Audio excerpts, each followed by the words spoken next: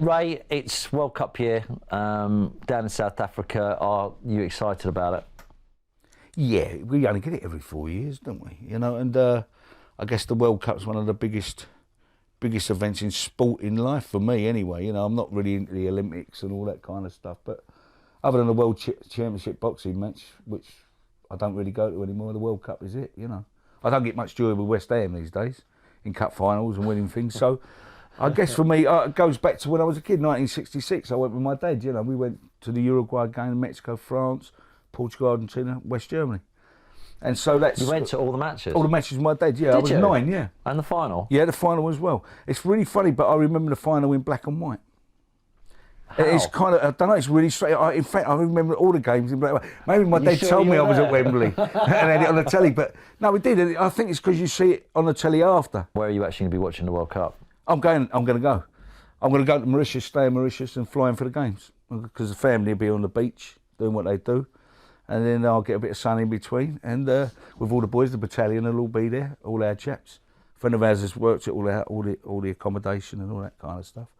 And we're going to be flying in and out. And, you know, then after the early stages, if they go on, we stay for each game at a time. Right to the final. Final? When we win. And do you think we can win it? I think we've got as good a chance as any. You know, obviously people fancy the Spanish. I've got a little fancy for the Dutch.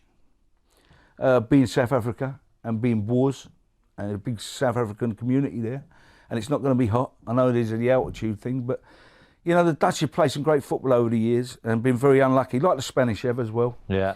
And like us, if you look at the record of England in the World Cup, you know we haven't done bad over the years.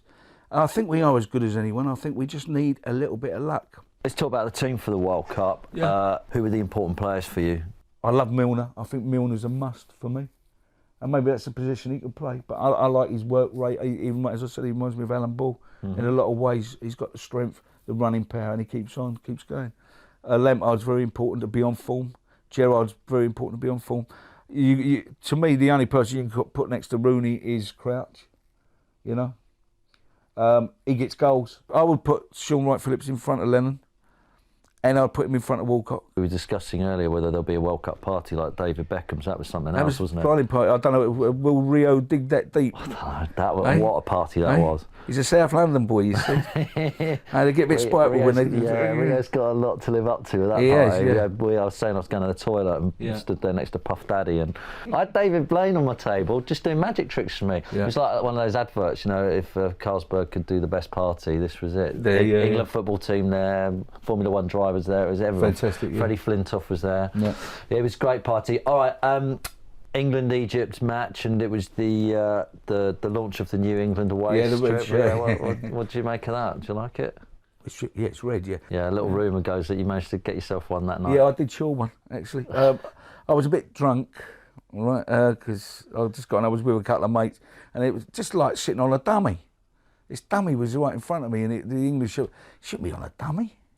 You know, so, and it just come off very, very quick, and I had it, and I had it away. And I went downstairs and got it out of the building, and I gave it to some kid. And then the next morning I felt really guilty about it, you know. And then I emailed the young girl who gets me tickets, said, look, I've nicked a shirt last night. I had to put my hands up, I grasped myself up. I said, look, I was drunk and I nicked a shirt last night, so, you know, whatever it is, I'll pay for it. And they said, that's all right, it's okay. So I'm going to nick one every time.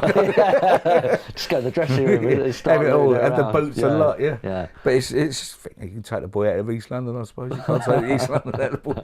But I am sorry about it. But it's an England shirt. It is an England shirt. I feel like Sir Francis Drake. You've got to nick something. You've got to be a pirate, you know. Brilliant. Cheers, Ray. Thanks a lot. And hopefully I'll... what do I know about football? Well, I might try and get myself out to Mauritius then. That's come out and see the boys. The way to do it. Yeah. Come out and see the boys. Cheers, Ray. All right, thank you.